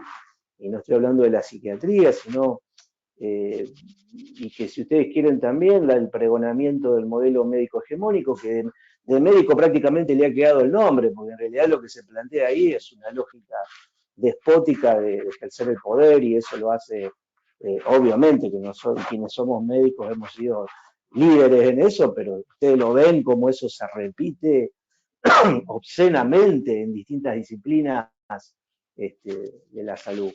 Así que, bueno, quería señalar un poco esto, es decir, no nos imaginamos una organización sin ningún, es decir, no nos organizamos instituciones sin algún nivel de organización, no existe eso, es imposible. Esto no es un llamado a una asamblea permanente de nada, simplemente tiene que ver con ensayar modelos que democraticen los procesos de toma de decisiones, donde quienes trabajamos en salud nos sentamos parte del proyecto de salud. Y de esa manera también podamos construir, porque por supuesto que un gobierno tiene la legitimidad de los votos, tiene un montón de cosas también para desarrollar una política de salud. El problema está también que quizá algunos dicen que porque nuestra democracia todavía es joven, yo no sé si sería ese el nombre o la definición, como que nos dicen a ustedes les falta mucho todavía transitar en la democracia para poder construir espacios de mayor participación. Bueno, nuestros vecinos brasileños desarrollaron modelos reinteresantes. Y fíjense, bueno, lo que les está ocurriendo ahora, que no tiene absolutamente que ver con ese modelo democrático, que no es un modelo a la europea, ni mucho menos, sino en la cual los políticos le dejan de temer demasiado. De temer no van a terminar nunca, porque de alguna manera arraigar el poder es una categoría en el campo de la militancia partidaria y de sostenerse también en el tiempo. Pero resignar un poco ese espacio no para la tecnocracia exclusivamente, sino para la politecnia. Como decía Mario Testa, uno con las contradicciones y los conflictos, un poco no de lo que hablábamos de problemas en las anteriores actividades, puede o incendiarse a lo bonzo o construir algo que para la población y para la humanidad es válido. Y bueno, entre ellos, instituciones públicas empáticas es un crecimiento para la humanidad. El arte, la ciencia, la propia política, porque bueno, imagino que de todos los que estamos aquí nadie se imagina un modo de organización de nuestro país que no sea democrático. Podemos estar o no de acuerdo con quien tiene la administración del gobierno en un momento, pero nadie me parece que puede, inclusive hay datos de una encuesta que se publicó hace un par de meses atrás, donde realmente, no sé si ustedes pudieron verla, yo cuando vi esa encuesta que salió en los medios, dije antes de leerla, bueno, acá nos vamos a encontrar con que la gente quiere que vuelva a Videla. Bueno, para buena sorpresa, el 70% de la población argentina, al menos en ese muestreo, está de acuerdo con un modo de vida democrático, con todos los errores de un sistema imperfecto, pero lo otro es peor, lo que está por fuera. Y bueno, esa lógica democrática, traducirla a las organizaciones y fundamentalmente de salud y posteriormente a educación, posteriormente o conjuntamente desarrollo social, todo lo que tiene que ver la intersectorialidad es un campo importantísimo para las transformaciones.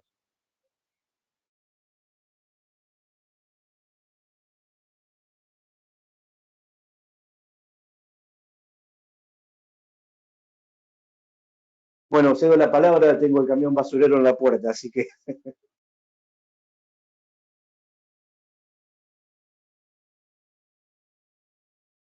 Bueno, ¿algún otro comentario? Yo quería hacer, por ahí, salteando un poco lo que dijo Darío, con respecto a lo que vos planteabas, Ana, yo no sé si hay una limitación en los espacios de participación, ¿sí? Esto que decías por ahí, no, porque como que hay espacios en los cuales acá los residentes pueden participar para discutir un determinado tema, pero hay otros temas que son de conducción general o que dependen de la dirección que digo, no corresponde que participen.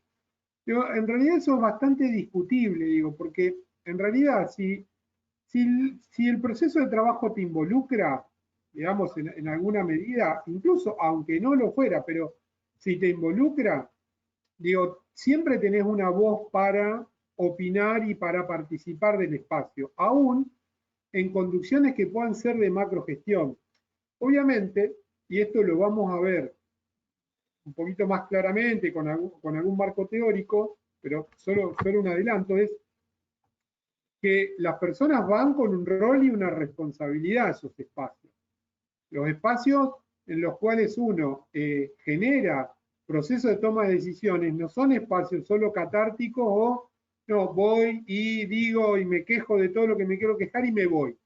Digo, si yo participo en un proceso de toma de decisiones que involucra desde la dirección hasta cómo funciona la residencia y se generan acuerdos en esos espacios, los que se llevan la responsabilidad son los que participaron.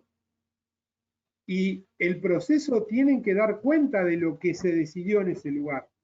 Porque si no, dejan de ser espacios de gestión para ser espacios de diálogo. Y el espacio de diálogo no es lo mismo, digo, pueden ser compartidos, pero no es lo mismo que el de toma de decisiones.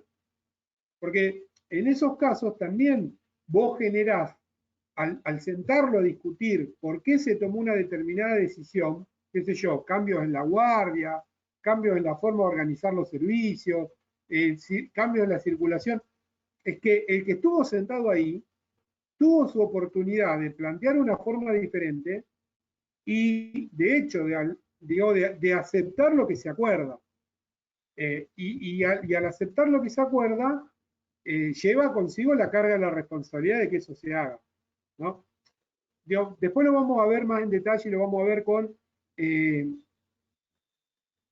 algún marco teórico.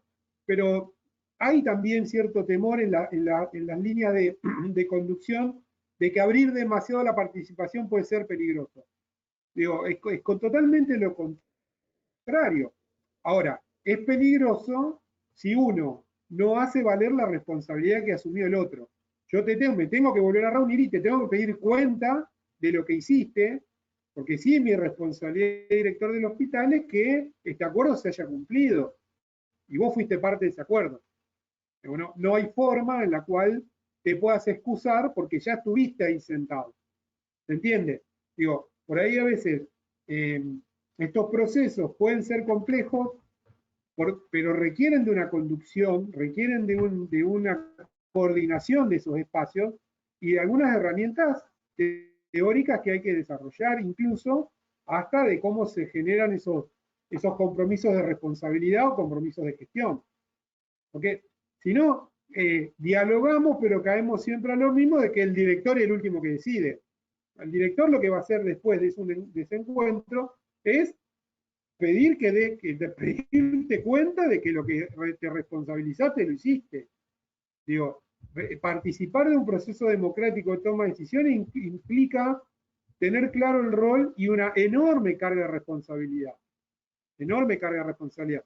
Por eso también muchas veces es al revés, son reacios en la participación, porque dicen, no, pero eso es del director.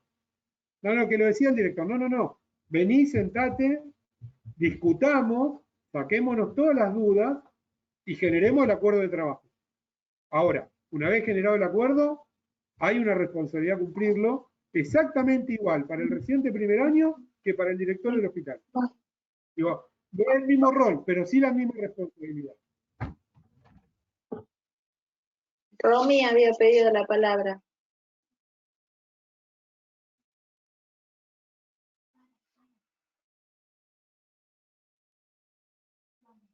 Romina.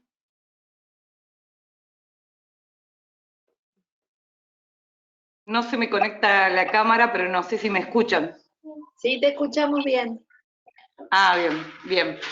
Bueno, yo pensando en esto de la legitimización, digamos, lo que a mí me pasó, digamos, que hace muy poco que estoy en el cargo, digamos, es que mi manera de legitimar, digamos, mi cargo que en algún momento había sido muy cuestionado, y creo que ese cuestionamiento era a partir de cómo es, de que hace mucho tiempo no se ocupaba el cargo y que no había nadie en ese lugar. Entonces, pensando en todo esto, yo busqué la forma de legitimar, digamos, tratando de trabajar con los equipos, insertándome en los centros de salud, tratando de ver que, digamos, me parece que había un cuestionamiento fuerte de la gestión de que no se veía como una presencia, digamos, y digo, bueno, tal vez mi estrategia involucre, digamos, llegar hasta los centros de salud, involucrarme con los equipos. Por suerte, y creo que a 6 meses de la gestión, eso funcionó, digamos, porque me sirvió para legitimar, porque esto que había, en un momento Andrea dijo, te pregunta, ¿y vos quién sos para decirme esto o para decirme que no tenemos que reunir y demás? Yo tuve ese cuestionamiento, digamos, y me costó muchísimo modificarlo. Yo encontré la forma de legitimar desde el trabajo del equipo, desde la presencia, desde hacer ver, digamos, que me gustaba el trabajo en terreno, que tenía otra versión del APS, que no venía por el asistencialismo, y bueno, costó trabajo, para mí costó bastante tiempo, pero hoy creo que lo puedo estar logrando un poco más. Lo otro que me costaba también era involucrarme, y creo que lo dije, porque algunos de los problemas que planteé era la comunicación, era como sentirme con derecho de participar de las reuniones de equipo. Me pasaba muchísimo que sentía que no podía entrar a los equipos o que no podía estar presente en esos lugares. Y bueno, también debido a esto de que estuve cubriendo en un centro de salud un personal que faltó y demás, justo se hizo la reunión de equipo y la referente me pidió estar presente, y bueno, tuve la oportunidad de participar y digo, bueno, no está tan mal. Tuve la oportunidad de marcar mi opinión, digamos, o de decir mi mirada de un problema que se había generado dentro de algunas personas del equipo que básicamente estaba relacionado con esto, con la comunicación, digamos. Había gente que estaba sobrecargada de trabajo y otra gente que podía ayudar y no sabía que lo podía hacer. Entonces, bueno, digo, a ver, que cada uno diga en qué es lo que se siente que está recargado y en qué es lo que podría ayudar a otro. Y surgieron cosas como, por ejemplo, digamos, un comentario de la enfermera, yo estoy haciendo receta, atendiendo a la población y suena el teléfono y nadie lo atiende. Y tranquilamente podría ser una tarea que podría realizar el residente, y el residente dice, bueno, yo no sé si podía atender el teléfono, porque no sé si voy a saber qué contestar. Entonces, bueno, surgió es una problemática, digamos, si se quiere, no sé, tonta, por así decirlo, pero bueno, estuvo bueno llevarlo, exponerlo y trabajarlo, digamos, porque yo les decía, justo había un psicólogo presente, que mucho de lo que pasa es que uno piensa que el otro entiende lo que le está pasando a uno y que sabe lo que tiene que hacer, y en realidad a veces hay que decirlo, básicamente, ponerlo en palabras. A ver, decirle, chicos, ustedes cuando me vean muy atorada con la gente y demás, ustedes podrían estar atendiendo el teléfono. Es una pavada, pero a veces hay que decirlo para no dar por entendido otras cosas, digamos, pero como pasa en todos los sistemas que hay un grupo de trabajo y demás. Y bueno, creo que la reunión fue muy productiva, y yo le decía que, bueno, que ahora desde el lado de la gestión yo siempre trabajé en equipo, siempre trabajé en los centros de salud y así mismo, o estuve en una guardia o en una ambulancia, pero siempre trabajé en equipo, y la posibilidad de consultarle a otro sobre mi trabajo siempre estaba, digamos, y eso es buenísimo, y que hoy me veo en este rol y que a veces me tengo que encerrar en 4 paredes a hacer solamente trabajo de gestión, y perder ese contacto que yo tenía con el paciente, y perder a mi equipo, y no tener con quién consultar, digamos, y que en un momento, digamos, me pareció algo horrible. Hoy le estoy encontrando la vuelta, pero les decía que aprovechen esto, que es tener un equipo de salud, que lo optimicen, digamos, que trabajar en equipo está buenísimo, que tener con quién consultar sobre algunas cuestiones y toma de decisiones está genial, y que cuando les falte lo van a sentir, digamos, como lo estoy sintiendo yo en este momento. Pero bueno, básicamente esa fue mi experiencia sobre este tema.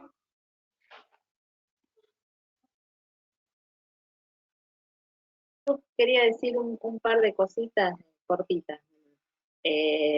Primero, la mala noticia, Anita y todos los que estamos acá, es re difícil, puedo decir, no es fácil, no, es difícil, porque en realidad vamos contra pelo. Pensemos en esto que decía Darío, ¿no? Los modos de organización tributan a un modo de organización social y a un modo de producción a instalarse. Entonces, si pensamos que venimos de 100 años, así, revolución industrial para sostener eso, etcétera, etcétera, etcétera, el capitalismo, y si le sumamos neoliberalismo, que otra que despersonalizar, nada, ha reemplazado a los esclavos por los consumidores, para hacer un resumen en una frase nada más, estamos yendo a contrapelo, de ninguna manera es fácil. Yo creo que ciertas transformaciones son posibles, si no ninguno estaría acá, no hubiésemos trabajado en algunos lugares que trabajamos, esto no quiere decir que lo hayamos logrado, no, pero bueno, hubo un intento ahí. Y después me parece que la cuestión no es instalar un modo asambleario. Digo, esto que también traía Darío. Porque la verdad es que hay decisiones que tienen que ver más con un orden, a lo mejor, unas cuestiones del orden de lo administrativo, que no es una mala palabra, lo que está mal o lo que no está bueno es reemplazar la gestión por la administración. Pero hay trabajo administrativo para hacer. No se puede poner todo a consideración de todos. Sí, cuando involucra en su proceso de trabajo algo, y hay que considerarlo, y esto es trabajoso. Lo otro importante, que después lo vamos a ver también, es cómo nosotros definimos a priori, o vamos construyendo, vamos acordando las reglas del espacio. Porque eso es importante.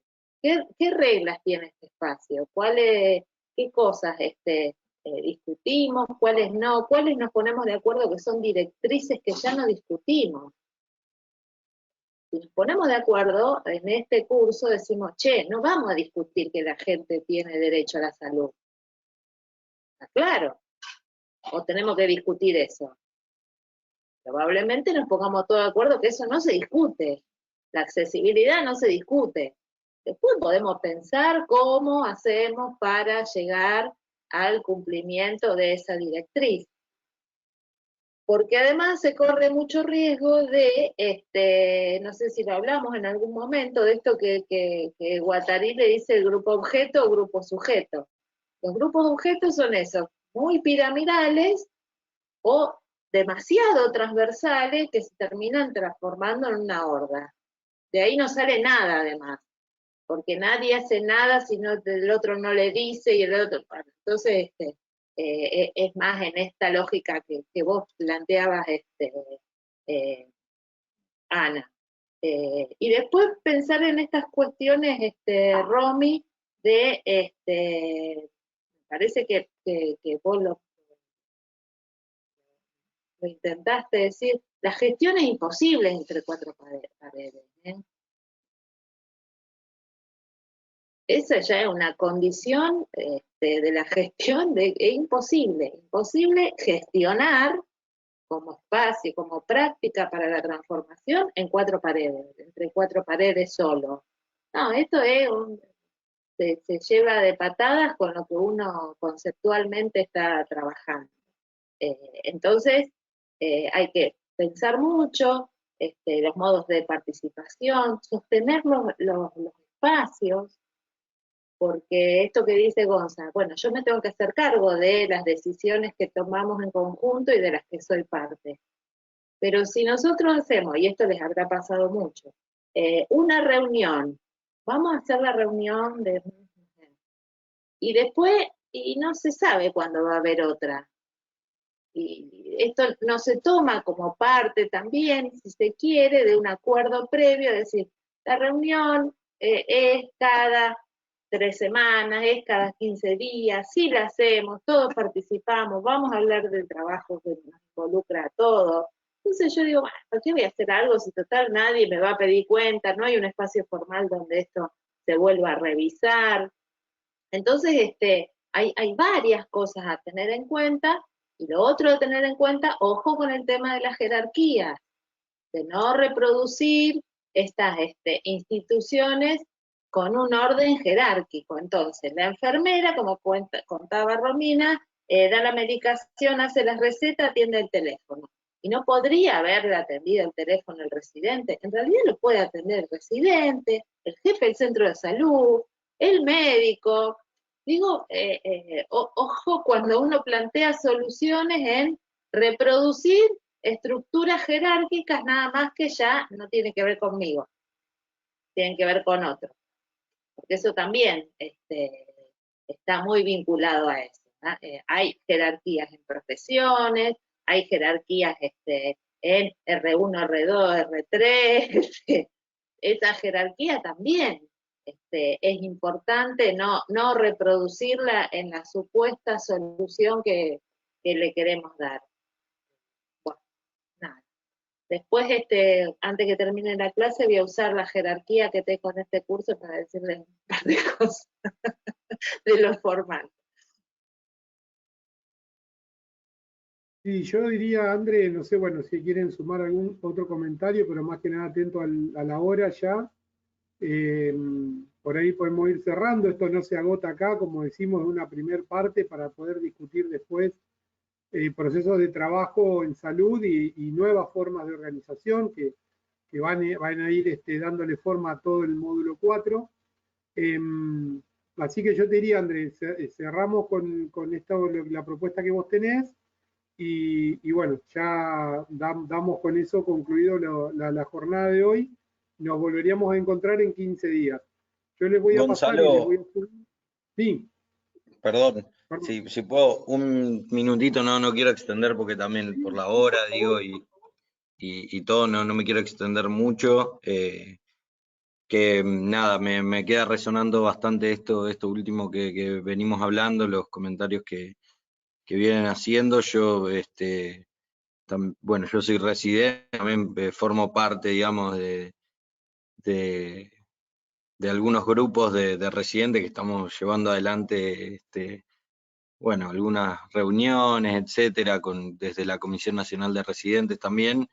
Y bueno, este es un tópico que a nosotros nos atraviesa profundamente, esto que trae Ana también, ¿no? Como la realidad es que a veces la autogestión que vivimos en muchos lugares es la contracara de la soledad que tenemos en muchos espacios de residencias.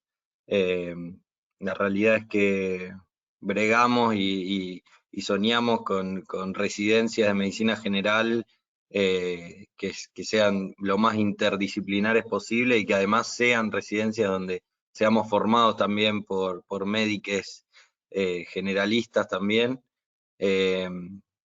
Y bueno, un poco de eso venimos discutiendo.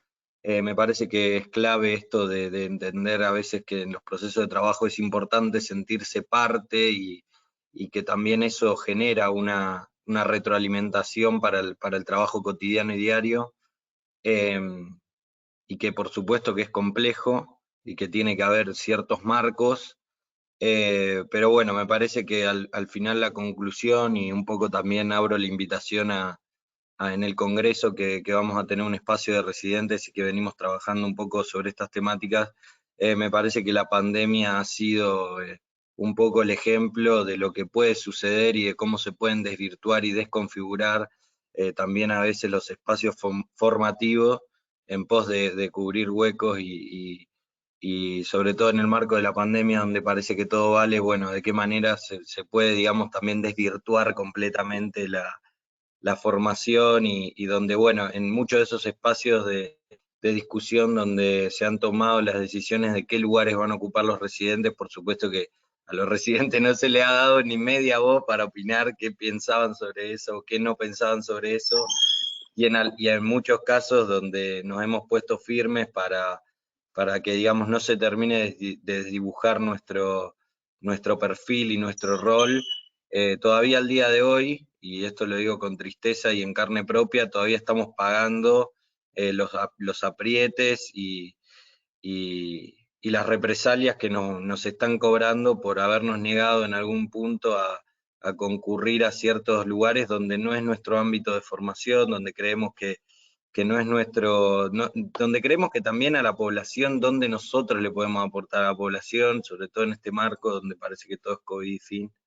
Pero digamos, me parece recontra interesante esto que traen. Estoy un poco cansado el día de hoy, ha sido un poco largo para nuestra residencia. Estamos atravesando un momento bastante complicado, en particular por esto y por las represalias que nos vamos comiendo, pero recontra importante las redes, los espacios de gestión que acá se mencionan. Por supuesto que, digamos, yo tampoco creo que todo deba ser asambleario. Creo que a veces las asambleas sí aparecen en instancias muy importantes de interconectar y de generar bases digamos, de acuerdos base, donde todos estemos de acuerdo, un poco como decía Andrea antes, ¿no? Como quizá hay ciertas cosas que acá uno sabe que no va a discutir porque hay ciertas bases que ya están generadas o ciertos puntos de acuerdo que ya están saldados. Me parece que para esos espacios a veces sí suman los espacios más asamblearios, más amplios. Pero bueno, nada, interesante, da para seguir un montón, así que nada, agradecer también las miradas, porque entiendo que eso es un ámbito recontra complejo, sobre todo, acá también digo, también son complejas las residencias de medicina general, somos complejos, les residentes de medicina general, me parece que acá, bueno, muchos son médicos, otros no, pero quienes han transcurrido las residencias, bueno, venimos ahí también como a discutir, a repensar, a replantear, y bueno, eso genera un desafío, me parece todavía mucho mayor, pero bueno. Nada, siempre agradecer el espacio y la empatía de también escuchar que estas complejidades también se interpelan desde un lugar empático y no desde un lugar, digamos, desde el querer imponer o desde el mantener una estructura que ya está y sabemos que está medio, nada, acabada, ¿no? Bueno, eso nomás. Bueno, gracias, Eva. Gracias. Bueno. Edgardo, te consultaba, no sé si viste, por el tema de la sede de residencia, de tu sede de residencia. ¿Dónde estás vos, Eva? Yo soy de Capital Federal, yo estoy en el Argerich. Así que sí, lamentablemente igual esto que cuento, bueno, nosotros hemos atravesado bastantes conflictos con el gobierno de la Ciudad de Buenos Aires, sobre todo de diciembre para acá, con un paro de residentes muy masivo, donde todavía, imagínense que estamos pagando algunos platos rotos de esas instancias, y todavía ahora se suman algunos conflictos que han surgido por esto de venir digamos, a disponer de los residentes como si fuésemos moneda de intercambio hasta para pujas entre servicios, bueno. Y que bueno, lamentablemente la medida ha sido de cuando levantamos la voz venir a darnos con un palo de nuevo a nosotros y nosotras. Bueno, me parece que ahí en lo que describe Sebastián es donde el conflicto se pone muy serio, porque fundamentalmente no hay acuerdo de directriz, probablemente. De qué se piensa desde el gobierno de la Ciudad de Buenos Aires, que es la salud para las personas, que a lo mejor, bueno, en una conversación donde eso estamos de acuerdo, podemos acordar con residentes otro modo u otro trabajo, pero que vaya en esa dirección. Entonces ahí se pone complicado. Bueno, lo que les quería decir, así no se hace largo, es necesario que se pongan al día con la tarea, por eso estoy diciendo que voy a hacer uso de la jerarquía.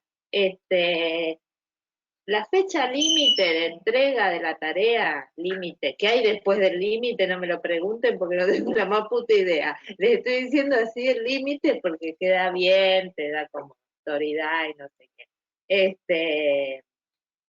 pusimos más o menos el 11 de noviembre, para que todos vayan pudiéndose poner al día con las tareas del módulo 2 y del módulo 3. ¿Por qué me parece que es re importante esto? Porque eso va de la mano de el trabajo que tienen que entregar cuando finalice el curso, que es importante que lo puedan terminar, porque esto lleva mucho esfuerzo, que estén a esta hora, etcétera. Entonces, vamos a hacer esto. Por otro lado, les queríamos proponer que cada tutor lo va a decidir, pero en algún momento, aunque sea o individual o grupal, vamos a encontrarnos sincrónicamente una horita para ver algunas cosas de los avances de estos trabajos, para que no lleguemos a diciembre y estemos muy desorientados respecto de porque si no estamos bien orientados y estructurados en el problema, va a ser muy complejo pensar una estrategia para poder terminar la idea. Entonces, igual nos vamos a comunicar, nos vamos a poner de acuerdo, vamos a ver cómo podemos acordar, si no pueden ser los 7, 8, 9 del grupo, serán de a poquito, puede ser individual, no, eso no es problema, pero nos pareció importante en algún momento del mes de noviembre acordar un encuentro más de consulta o de orientación respecto de alguno de 2 o 3 trabajos que son muy centrales para poder abordar el trabajo final. Y lo otro que les quiero decir es que uno se queda muchas veces pensando en muchas cosas que pasan acá, en este encuentro. Posible, por suerte estamos tan lejos, pero podemos encontrar y intercambiar estas cosas. Y el foro es una instancia muy interesante para utilizar, porque el ejercicio de la escritura de eso, de cuando es como cuando uno lo habla, uno lo va diciendo y se va construyendo de otro modo como lo venía pensando, y cuando uno lo va escribiendo, también pasa algo allí, y también pasa algo con lo que leo de los compañeros. Es lo mismo que nos pasa acá, nada más que en un ejercicio que no tenemos tan ejercitado, que es el de la escritura. Pero es un espacio interesante, valioso, que está bueno, no es necesario que sea la conceptualización, sino poder decir, bueno, a mí esta última clase me disparó esto, porque también después me va a servir a mí, porque queda ahí registrado para retomar alguna cosa cuando tengo que armar el trabajo, o pensar alguna intervención. Así que, bueno, eran esas 2 cosas nada más, que si les parece pueden... Una pregunta. Sí, dale, Nati. Sí, pregunta, porque con eso de los foros yo también, digamos, haciendo la autocrítica, la verdad que no tengo digamos, la costumbre de hacerlo, lo lamento porque quería, digamos, aprovecharlo, pero la verdad que te pregunto, yo veo que están abiertos los foros de todos los módulos, ¿se puede por tema participar de cualquiera de ellos, digamos, esto que vos decís, porque en el trabajo van surgiendo los temas que te salieron, no sé, en uno u otro módulo, y digo, yo si surge algo sobre epidemiología o lo que vimos en el módulo anterior, puedo en ese foro del módulo 3, o sea, se puede, están abiertos todos los foros a la vez, se puede participar de cualquiera. Te pregunto. Sí, están abiertos, salvo que los chicos que manejan la tecnología me digan que no, pero sí están abiertos, yo hoy que estuve, cada vez que me meto voy mirando y qué sé yo, y en cada uno sigue abierto para consulta, para una inquietud, para un comentario, para poner a jugar ahí 2 o 3, dale. Sí, pero incluso no habría problema en, por ejemplo, si ahora está abierto el foro del módulo 4.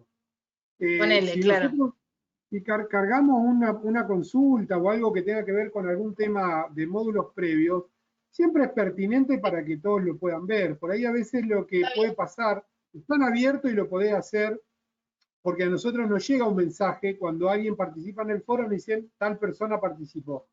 Pero a veces es más difícil para los compañeros ir a buscar si hubo algún comentario al respecto. No deja de ser pertinente que si por ahí vos tuviste una duda sobre el módulo 2, un tema de, no sé, APS, que decís, che, mirá, la verdad que revisando veo, que lo valioso del foro es si uno puede hacer el ejercicio de leer lo que escribió el otro, digamos. O sea, aparte de lo que uno opina, decir, che, mirá, y a mí me pasó esto, o lo que contaba Ana, la experiencia de Seba, que, digo, en términos de residencias hay un montón de experiencias, digamos, que le harían de soporte técnico, digamos, a lo que ellos están viviendo hoy para tener estrategias más, digamos, que le den mejores resultados que solamente la confrontación, digamos. Y ver cómo otras residencias lo pudieron resolver. Digo, esto es la ventaja que por ahí tiene el foro, que acá tenemos que estar todos juntos a la misma hora, charlando, enganchados en el mismo horario, y en el foro uno puede escribir a las 2 de la mañana o a las 5 de la tarde, o en el horario en que puede, que se hace una conversación, y esa conversación no requiere que estemos todos juntos al mismo tiempo en el aula. Esa es una pequeña ventaja con respecto a lo sincrónico. Y después lo que decía Andrea, cualquiera de ustedes que nos pida, digan, che, mirá, la verdad que me gustaría que charlemos tal tema con el grupo. Estos encuentros sincrónicos los podemos armar poniéndonos de acuerdo para decir una hora, un lunes, un martes, un jueves, decir, che, miren, con el grupo de Gonzalo nos vamos a reunir el jueves de 7 de la tarde a 8 de la noche a ver este punto de la tarea. Y podemos 3 personas, no hay problema. Lo armamos, nos juntamos, lo charlamos, que a veces también es más fluido que solo el comentario y la corrección que va por el campus, digamos. Eso también está abierto a lo que consideren que pueda ser útil. Igual nosotros lo vamos a proponer formal para hacer al menos una en noviembre. Pero si a ustedes se les ocurren antes, tienen interés en hacerlo, perfecto. Nosotros dispuestos a eso.